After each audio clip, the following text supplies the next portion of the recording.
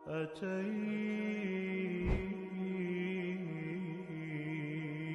وقد توزعت الهدايا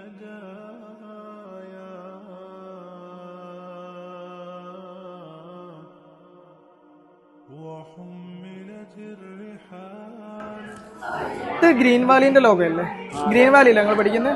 കഴിഞ്ഞ ദിവസം ഒരു പ്രോഗ്രാമിന്റെ വീഡിയോ കണ്ട്. ഇനി എന്താ പരിപാടി എന്ന് ചോദിച്ചിട്ട്, ശരിക്കും എന്താ പരിപാടി, എന്താ പ്രോഗ്രാം അവിടെ? എല്ലാ സ്കൂളിലും ആനുവൽ ഡേ ഒക്കെ കാര്യമായിട്ട് നടക്കണല്ലേ, പിന്നെ ഇതിൽ സംതിങ് സ്പെഷ്യൽ ആയിട്ട് എന്താ ഉള്ളത്?